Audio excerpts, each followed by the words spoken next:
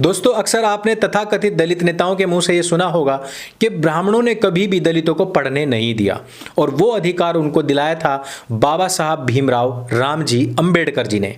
और कभी भी ब्राह्मणों ने दलितों को किसी भी प्रकार की संपत्ति का अधिकार भी नहीं दिया, इसलिए दलित बहुत गरीब हुआ करते थे। लेकिन ये एक कोरा झूठ है। जिन बाबा साहब भीमराव अंबेडकर जी के विषय में वो कहते हैं कि उन्होंने ही उनको पढ़ाई का अधिकार दिलाया, वो बाबा साहब भीमराव अंबेडकर जी के जो पिताजी थे रामजी सकपाल, वो अंग्रेजी हुकूमत में सूबेदार थे। अब आप जरा सोचिएगा कि क्या कोई सूबेदार अनपढ़ लग सकता है? और यदि पढ़ा लिखा ही सूबेदार लगता था, वो भी अंग्रेजी हुकूमत में, जहां पर हर चीज का एक तयशुदा मानक होता था, जहां पर किसी भी प्रकार का कोई आरक्षण नहीं होता था, यानी कि स्पष्ट सी बात है कि रामजी सकपाल जी को किसी प्रकार का आरक्षण नहीं मिला था, बल्कि वो अपनी पढ़ाई लिखाई के बूते ही सूबेदार बने थे। तो जरा आप लोग खुद तय कीजिएगा कि अगर बाबा साहब ने पढ़ने का अधिकार दिलाया, तो क्या रामजी सकपाल जी को भी पढ़ने का अधिकार बाबा साहब ने दिलाया? दोस्तों, दरअसल ये एक कोरा झूठ है जिसको वामपंथी इतिहासकारों ने काफी बढ़ावा दिया और व्हाट्सएप यूनिवर्सिटी पर फैले इन तथाकथित दलित आंदोलनकर्ताओं के कैडर में फैलाया गया एक बहुत बड़ा झूठ है। इसका पर्दाफाश हम आज कर रहे हैं। दोस्तों, रामजी सकपाल काफी अच्छे पढ़े लिखे व्यक्ति थे और अगर कोई ये कहे कि गरीबी का जो कारण था वो ब्राह्मण थे, तो ये भी गलत है। दोस्तों, बाबा साहब भीमराव अंबेडकर जी सकपाल जी के 14वीं संतान थे। अब आप भी जरा सोचेगा, यदि आप अपने गांव में हैं, शहर में हैं, लखपति हैं, करोड़पति हैं और आपकी 14 संतानें हैं, तो आप गरीब होंगे या अमीर होंगे?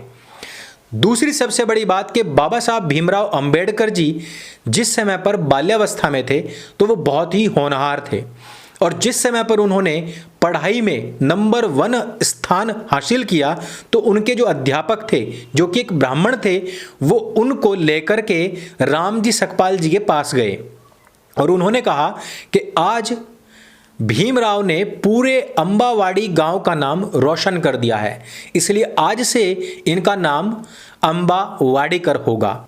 महाराष्ट्र में अक्सर यह प्रचलन है कि शहर के बाद में कर लगाने से यह मालूम पड़ता है कि यह उस स्थान का रहने वाला है। दोस्तों, मैं आपको बता दूं कि अंबा उन्हीं दुर्गा का नाम है जिनको कि अपमानित करने का कार्य आजकल के दलित संगठन करते हैं और जब भी नवरात्रे आते हैं तो अपमानजनक शब्दों के साथ में गंदी, भद्दी और अश्लील टिप्पणियों से भरी हुई पोस्ट वो सोशल मीडिया पर प्रचारित और प्रसारित करते हैं।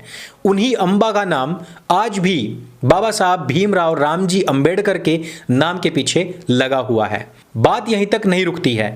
वही ब्राह्मण अध्यापक उनकी छात्रवृत्ति के लिए राजा सियाजी गायकवाड़ जी के पास भी पहुंचते हैं और उनको छात्रवृत्ति भी दिलाते हैं।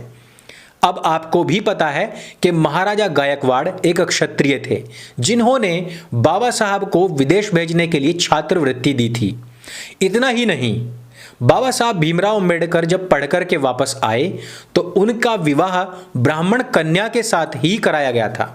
अब यहां यह कहा जाता है कि ब्राह्मण बहुत छुआछूत करते थे और आज भी कहा जाता है कि ब्राह्मण आज भी छुआछूत करते हैं। लेकिन आप आज से 100 वर्ष पहले अगर ये सोचें कि कोई ब्राह्मण किसी दलित को, किसी महार जाति के व्यक्ति को अपनी बेटी दे रहा है, तो क्या उस समय पर छुआछूत रहा होगा?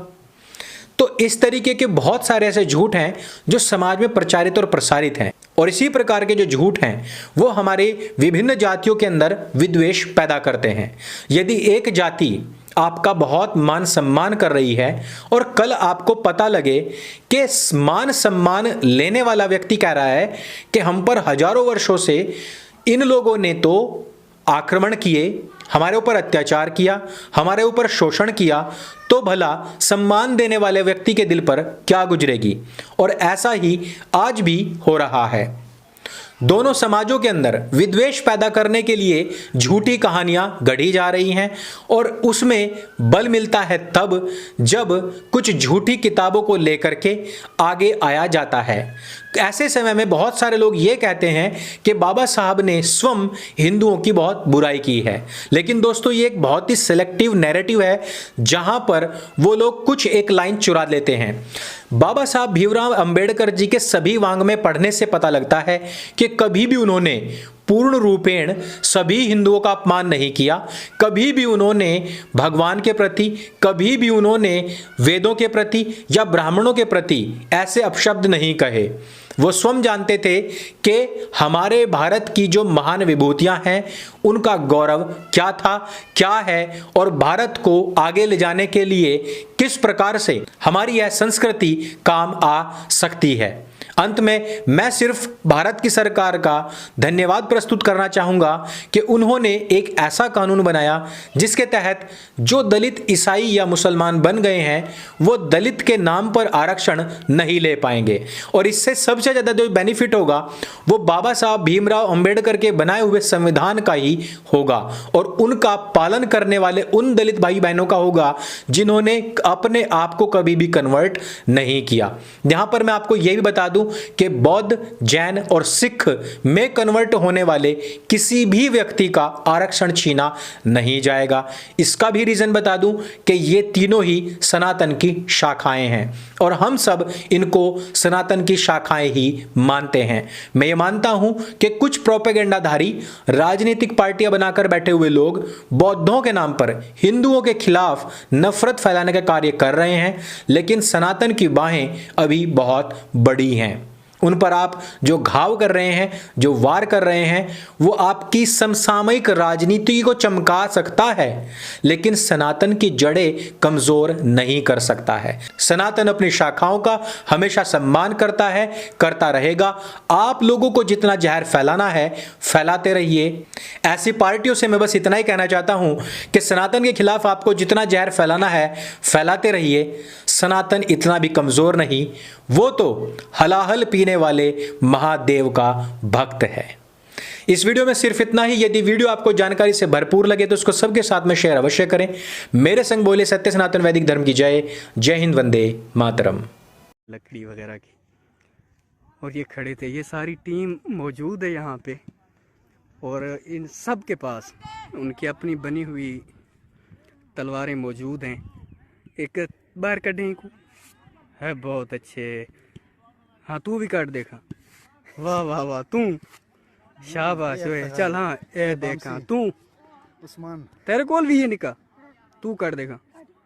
वाह ओए, तेरे कोल कोई नहीं नाच तलवार। अच्छा अच्छा तुसा मैं कोई दसो है ये क्या बनाई हम?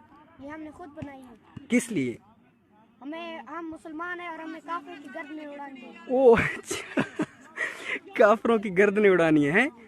मतलब कोई भी काफिर मिल गया तो आप लोगों ने उसका वो सर कलम कर देना है, और उसके बदले में क्या मिलेगा आप लोगों को? हमें जन्नत मिलेगी। जन्नत मिलेगी। बहुत अच्छे बहुत अच्छे। ओ वह शेर अली गाले ऐसे अली मुमताज गुरमानी वाला शेर।